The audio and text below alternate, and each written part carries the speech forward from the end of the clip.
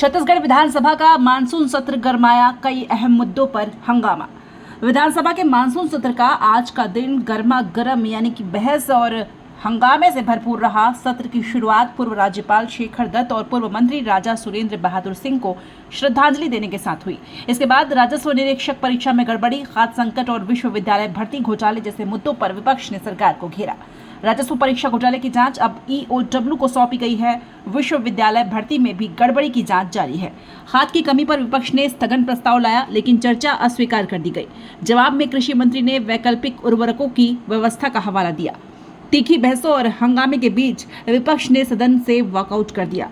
Monsoon सत्र का आज का दिन सियासी हलचल और आरोप प्रत्यारोप से भरा रहा। देखिए पूरी रिपोर्ट। कि परीक्षा के विषय के ऊपर आज प्रश्न उत्तरी के अंदर मैंने पटवारी से राजस्व निरीक्षक की जो भर्ती प्रक्रिया पिछले समय में जनवरी 7, 2024 को परीक्षा ली गई है, उसमें बड़े स्तर पर धांधली की गई है। और इस धांधली में जो स्टूडेंट्स थे उन लोगों को एक दिन पहले रायपुर बुलाया गया, यहाँ के बड़े होटल्स पे रुकवाया गया और उसके बाद वो परीक्षा दिए।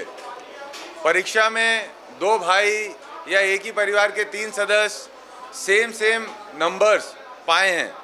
इसको नकटी के विषय में मैंने सवाल पूछा था ग्राम नकटी में कि क्या उसे खाली कराने का नोटिस दिया गया है और किस नोटिफिकेशन के तहत दिया गया है और उस भूमि पे क्या स्थिति है, इसका मैंने जब जानकारी चाहिए थी। सवाल क्रमांक ये वाणिज्य कर आबकारी विभाग से संबंधित मेरा सवाल था। देखिए, पूरे छत्तीसगढ़ में खाद की बहुत ज़्यादा कमी है, बीज की बहुत ज़्यादा कमी है और जो भंडारण अप्रैल में होना चाहिए और पर्याप्त मात्रा में होना चाहिए, उसको भारतीय जनता पार्टी की सरकार जानबूझकर किसानों को उत्पादन को कम करने के लिए DAP को रोक रही है। क्योंकि 1900 में इन्होंने नीलामी की है और 1900 की नीलामी जो है वो उसमें घाटा हुआ है। उस घाटा को दूर करने के लिए ये सरकार उत्पादन को कम करना चाह रही है और उत्पादन कम होगा तो इनको धान खरीदी कम होगी, इसीलिए DAP ये लोग कम कर रहे हैं। उसी के स्थगन प्रस्ताव आज हम लोगों ने लाया था और इस पर बहस हुई, चर्चा हुई और हम लोग निलंबित हुए। बिल्कुल, बाज़ार में लगभग 1800, 1900, कहीं कहीं 2100 रुपये में ये खाद मिल रहा है और सोसाइटियों में उपलब्ध नहीं है। मैं खुद किसानों ने चक्का जाम किया था मेरे विधानसभा में और उसके बाद मेरे द्वारा वहाँ जाकर उनका समर्थन किया गया था। तो इस तरह से बहुत सारा पूरे छत्तीसगढ़ में बहुत विवाद की स्थिति है। थैंक यू जी। ये सरकार और इनके सारे विधायक लगातार झूठ बोलते हैं। राजेश मूणत जी ने गलत आरोप लगाया क्योंकि ये परीक्षा जनवरी 2024 में हुई थी, जब भारतीय जनता पार्टी की सरकार बन चुकी है। जब भारतीय जनता पार्टी की सरकार बन चुकी है और उसके बाद परीक्षा हो रहा है, तो ये आरोप जो लगा रहे हैं कि ये कांग्रेस जी, ये सरकार और इनके सारे विधायक लगातार झूठ बोलते हैं। राजेश मूणत जी ने गलत आरोप लगाया क्योंकि ये परीक्षा जनवरी 2024 में हुई थी, जब भारतीय जनता पार्टी की सरकार बन चुकी है। जब भारतीय जनता पार्टी की सरकार बन चुकी है और उसके बाद परीक्षा हो रहा है, तो ये आरोप जो लगा रहे हैं कि ये कांग्रेस के ज़माने की परीक्षा है, ये झूठ है और इस तरह से हम लोग इनको लगातार इस सत्र में, मानसून सत्र में एक रिकॉर्ड की तरह 13 विधेयक पूरे आने की संभावना है और मेरे विभागों से संबंधित ही 5 विधेयक इस मानसून सत्र में प्रस्तुत किए जा रहे हैं।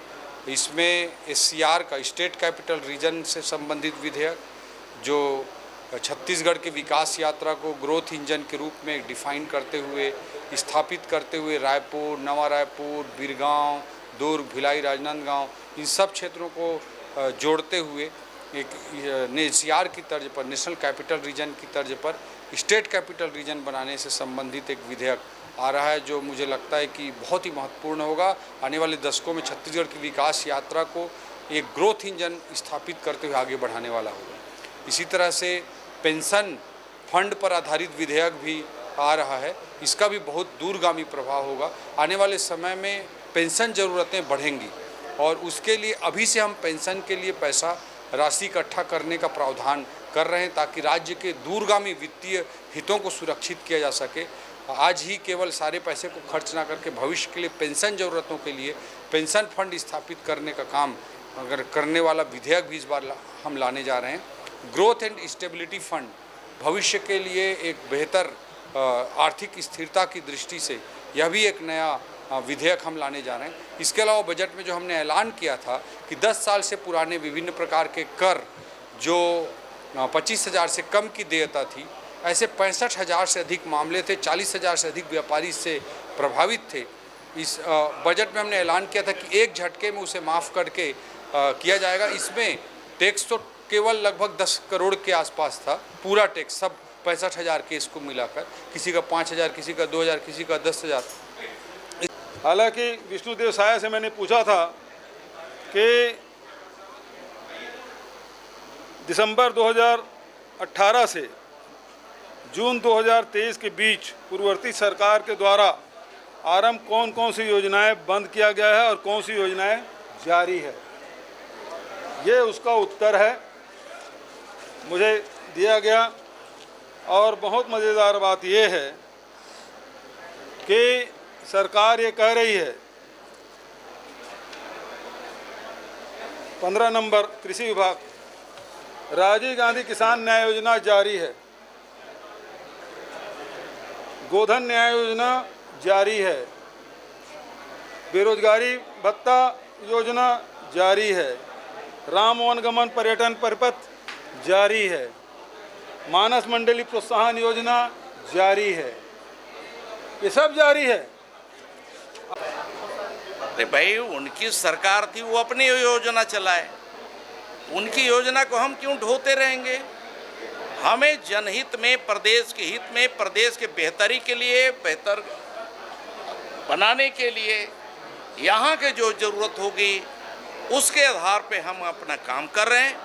अब राजीव न्याय योजना तो बात करेंगे कि बाकी योजना के बारे में